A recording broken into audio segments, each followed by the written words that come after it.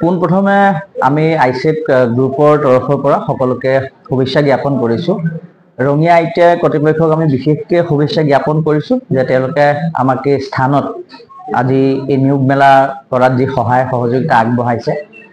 আমাৰ যি সংস্থা আইচেট গ্ৰুপ অফ ইণ্ডাষ্ট্ৰী, আইচেট গ্ৰুপ অফ ইউনিভাৰ্চিটিজ, আমি স্কিল ডেভেলপমেণ্ট, ট্ৰেইনিং, প্লেচমেণ্ট এই বিশেষকৈ শিক্ষাৰ লগত জড়িত সকলোখিনি কাম কাজ কৰোঁ। আৰু আজি আমি এই বিশেষ দিনটোত নিয়োগ মেলা যি আয়োজন কৰিছোঁ, ইয়াত 200তকৈও অধিক ছাত্ৰ ছাত্ৰীয়ে ইয়াত আহিছে আৰু অংশগ্ৰহণ কৰিছে।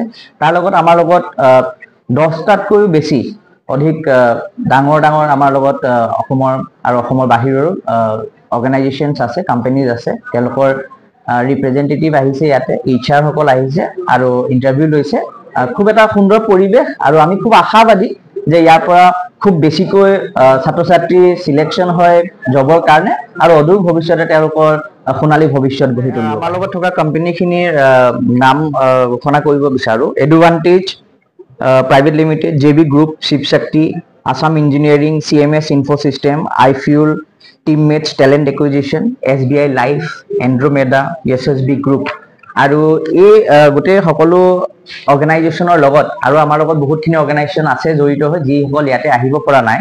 আৰু আজি আমি এটা খুব শুভ বাৰ্তা ৰঙিয়াবাসী আৰু ওচৰ পাজৰ অঞ্চলৰ আমি দিব বিচাৰোঁ যে বিশেষকৈ আজিৰ দিনটোতে আমি ইয়াতে ৰোজগাৰ মন্ত্ৰ এমপ্লয়মেণ্ট ইনফৰমেশ্যন চেণ্টাৰ নামত এটা শাখাও আমি উদ্বোধনী কৰিছোঁ।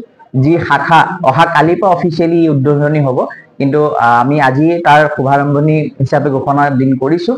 আমাৰ যি ছাত্ৰ ছাত্ৰী আছে ইয়াতে, সেই ছাত্ৰ ছাত্ৰীসকলে জব পৰ্টেল হয় ৰোজগাৰ মন্ত্ৰ, তো তাতে গৈ পেলাই তেওঁলোকে ৰেজিষ্ট্ৰেশ্যন কৰিব পাৰিব।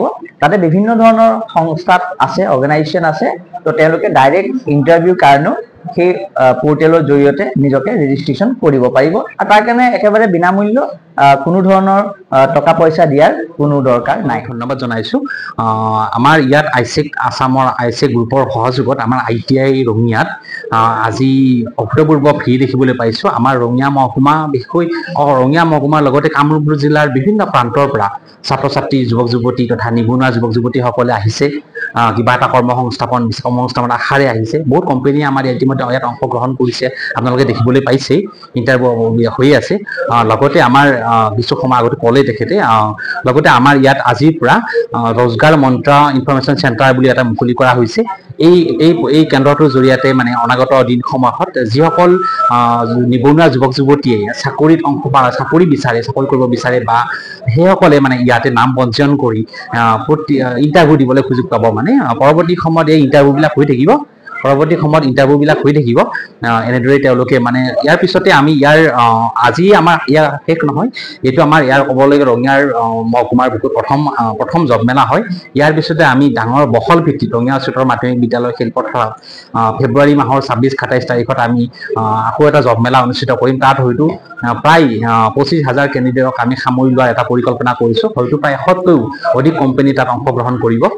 লগতে আজিৰ এই যিটো আমাৰ ইনফৰমেশ্যন চেণ্টাৰ মুকলি কৰা হৈছে, ইয়াত প্ৰতিদিনেই নিজৰ নাম পঞ্জীয়ন কৰি এই কেন্দ্ৰটোৰ জৰিয়তে জবত ইণ্টাৰভিউ দিবলৈ সক্ষম হ'ব। মই আশা ৰাখিছোঁ আজি আমাৰ এই জব মেলাৰ জৰিয়তে ভালেসংখ্যক যুৱক যুৱতীয়ে কৰ্মসংস্থাপন লাভ কৰিবলৈ হ'ব, চিলেক্ট হ'বলৈ সক্ষম হ'ব। সেইটোৱে আৰু।